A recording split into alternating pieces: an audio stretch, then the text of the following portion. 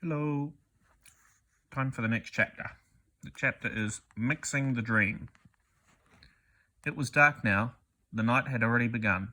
The BFG, with Sophie sitting on his hand, hurried into the cave and put on those brilliant blinding lights that seemed to come from nowhere. He placed Sophie on the table. "Stay there, please," he said. "And no chittering, eyes needing to listen only to silence when I was mixing up such a knotty, perplexicated dream as this." He hurried away from her. He got an enormous empty glass jar that was the size of a washing machine. He clutched it to his chest and hurried towards the shelves, on which stood the thousands and thousands of smaller jars containing the captured dreams. "Dreams about giants," he muttered to himself as he searched the labels. "The giants is guzzling human beings.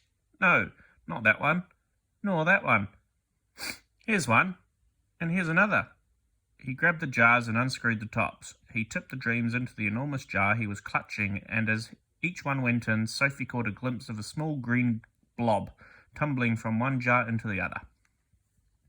The BFG hurried towards another shelf. "Now," he muttered, "I is wanting dreams about giggle houses for girls, and about boggle boxes for boys." He was becoming very tense now. Sophie could almost see the excitement bubbling inside him as he scurried back and forth among the beloved jars. There must have been 50,000 dreams altogether up there on those shelves, but he seemed to know almost exactly where every one of them was. "Dreams about a little girl," he muttered, "and dreams about me, about the BFG. Come on, hurry up, get on with it. Now where in the wonky world is I keeping those?" And so it went on. In about half an hour, the BFG had found all the dreams he wanted and had tipped them into one huge jar. He put the jar on the table. Sophie sat watching him, but said nothing. Inside the big jar, lying on the bottom of it, she could clearly see about 50 of those oval sea green jellyfish shapes, all pulsing gently in and out, some lying on the top of others, but each one still a quite separate individual dream. "Now we is mixing them," the BFG announced. He went to the cupboard where he kept the bottles of Fobscottle, and from it he took out a gigantic egg beater. It was one of those that has a handle which you turn down below. There are a lot of overlapping blades that go whizzing around. He inserted the bottom of this contraption into the big jar where the dreams were lying. "Watch," he said. He started turning the handle very fast. Flashes of green and blue exploded inside the jar. The dreams were being whisked into a sea green froth. "The poor things," Sophie cried. "They is not feeling it," the BFG said as he turned the handle. "Dreams is not like human beings or animals. They has no brains. They is made of zomminess." After about a minute, the BFG stopped whisking. The whole bottle was now full to the brim with large bubbles. They were almost exactly like the bubbles that we ourselves blow from soapy water, except those had even brighter and more beautiful colours swimming in their surfaces. "Keep watching," the BFG said. Quite slowly, the topmost bubble rose up through the neck of the jar and floated away. A second one followed, then a third and a fourth. Soon the cave was filled with hundreds of beautifully coloured bubbles, all drifting gently through the air. It was a truly wonderful sight as Sophie watched them. They all started floating towards the cave entrance, which was still open. "They are going out," Sophie whispered. "Of course," the BFG said. "Where to?" "Those is all little tiny dream bits, that I isn't using," the BFG said. "They is going back to their misty country to join up with the proper dreams." "It's all a bit beyond me," Sophie said. "Dreams is full of mystery and magic," the BFG said. "Do not try and understand them. Look in the big bottle, and you will now see the dream you is wanting for the Queen." Sophie turned and stared into the great jar. On the bottom of it, something was thrashing around wildly, bouncing up and down and flinging itself against the walls of the jar. "Good heavens!" she cried. "Is that it?" "That's it," the BFG said proudly. "But it's horrible," Sophie cried. "It's jumping about. It wants to get out." "That's because it's a troggle humper," the BFG said. "It's a nightmare." "Oh, but I don't want you to give the Queen a nightmare," Sophie cried. If she is dreaming about giants guzzling up little boys and girls, then what is you expecting it to be except a nightmare, the BFG said. Oh no, Sophie cried. Oh yes, the BFG said. A dream is where you seeing little chidlers being eaten is about the most frightsome troggle-humping dream you can get. It's a kixie bog thumper. It's a wopsy grob switcher. It's all of them riddled into one. It is as bad as that dream I blew into the flesh lump eater this afternoon. It is worse. Sophie stared down at the fearful nightmare dream that was still thrashing away in the huge glass jar. It was much larger than the others. It was about the size of a shape of, shall we say, a turkey's egg. It was jellyfish. It had tinges of bright scarlet deep inside it. There was something terrible about the way it was throwing itself against the sides of the jar. I don't want to give it to the Queen. A nightmare, Sophie said. I is thinking, the BFG said, that your Queen will be happy to have a nightmare. If having a nightmare is going to save a lot of human beings from being gobbled up by filthsome giants, is I right or is I left? I suppose you're right, Sophie said. It's got to be done. She will soon be getting over it, the BFG said. Have you ever put all the other important things into it? Sophie asked.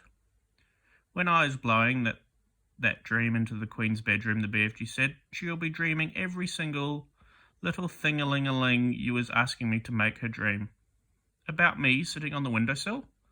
That part is very strong, and about a big friendly giant. I is putting in a nice long gobbet about him, the BFG said. As he spoke, he picked up one of his smaller jars and very quickly tipped the struggling, thrashing troggle-humper out of the large jar onto the small one. Then he screwed the lid tightly on the small jar. That's it, he announced. We is now ready. He fetched his suitcase and put the smaller jar into it. Why bother to take a great big suitcase when you only have a small jar? Sophie said. You could put the jar in your pocket. The BFG looked down at her and smiled. By goggles, he said. Taking the jar out of the suitcase, your head is not quite so full of Grimmauld sludge after all. I can see you was not born last week. Thank you, kind sir, Sophie said, making a little curtsy from the tabletop. Is you ready to leave? The BFG asked. I'm ready, Sophie cried. Her heart was beginning to thump at the thought of what they were about to do. It really was a wild and crazy thing. Perhaps they would both be thrown into prison. The BFG was putting on his great black cloak. He tucked the jar into a pocket in his cloak. He picked up his long trumpet-like dream blower. Then he turned and looked at Sophie, who was still on the tabletop. The dream bottle is in my pocket, he said. Is you going to sit there with it during the travel? Never, cried Sophie. I refuse to sit next to that beastly thing. Then where is you going to sit? The BFG asked her. Sophie looked him over for a few moments. Then she said, if you would be kind enough to swivel one of your lovely big ears so that it is laying flat like a dish, that would make a very cosy place for me to sit. By gumbo, that is squackling good idea, the BFG said. Slowly, he swiveled his huge right ear until it was like a great shelf facing the heavens. He lifted Sophie up and placed her onto it. The ear itself, which was about the size of a large tea tray, was full of the same channels and crinkles as a human ear. It was extremely comfortable. I hope I don't fall down your ear hole, Sophie said, edging away from the large hole just beside her. Be very careful not to do that, the BFG said. You would be giving me a cronking earache. The nice thing about being there was that he could whisper directly that she could whisper directly into his ear. You was tickling me a bit, the BFG said. Please do not jiggle about. I'll try not to, Sophie said. Are we ready? Owie, yelled the BFG. Don't do that. I don't do anything, Sophie said. You was talking too loud. You was forgetting that I is hearing every little thing-a-ling-a-ling 50 times louder than usual, and there is you shouting away right inside my ear. Oh gosh, Sophie murmured. I forgot that. Your voice is sounding like thunder and trumpets. I'm sorry, Sophie whispered. Is that better? No, cried the BFG. It sounds as though you was shooting off a blunderbuss. Then how can I talk to you? Sophie whispered. Don't, cried the poor BFG. Please don't. Each word is like you dropping buzz bombs in my ear hole. Sophie tried speaking right under her breath. Is this better? She said. She spoke so softly he couldn't even hear her own voice. That's better, the BFG said. Now I is hearing you very nicely. What is it you was trying to say to me just now? I was saying, are we ready? Where's off? Cried the BFG, heading for the cave entrance. Where's off to meet Her Majesty the Queen? Outside the cave, he rolled the large round stone back into place and set off on a tremendous gallop. That's the end. The next one is Journey to London.